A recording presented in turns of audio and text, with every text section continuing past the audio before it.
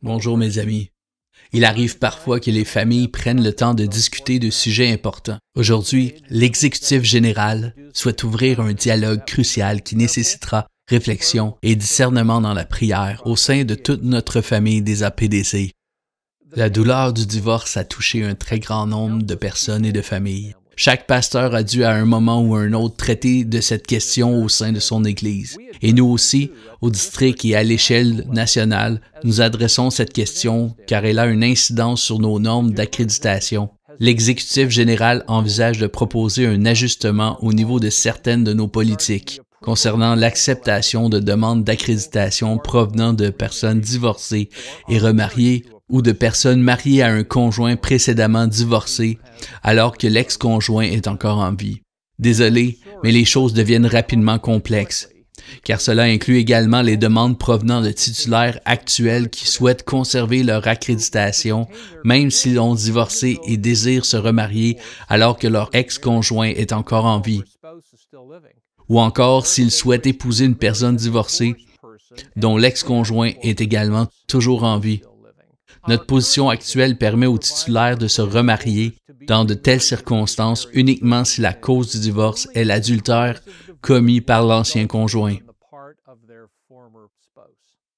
La proposition que nous présentons apporte de nouvelles perspectives fondées sur une étude attentive des textes bibliques et de leur enseignement.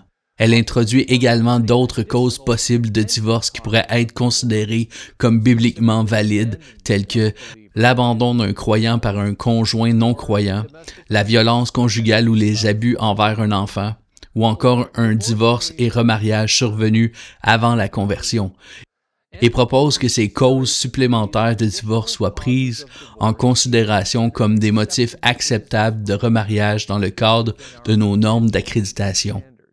Il est aussi proposé d'ajuster la période d'attente actuelle exigée après un divorce, en la réduisant de 5 ans à 3 ans. Cette période de célibat serait jugée suffisante avant qu'une personne puisse se remarier.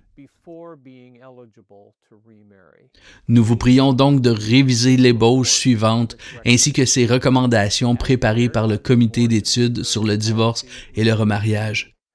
Veuillez aussi, s'il vous plaît, consulter l'ébauche illustrant ce que pourrait être le potentiel changement constitutionnel. Nous vous invitons ensuite à faire partie de notre série d'assemblées publiques qui auront lieu cet automne, durant lesquelles nous discuterons de chaque thème et répondrons aux questions qui nous auront été transmises.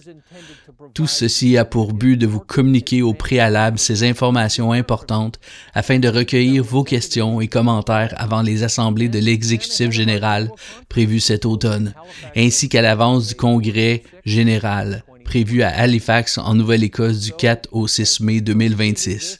Nous vous remercions d'accueillir ce message dans l'esprit voulu et de considérer avec soin et dans la prière ce rapport ainsi que ses recommandations.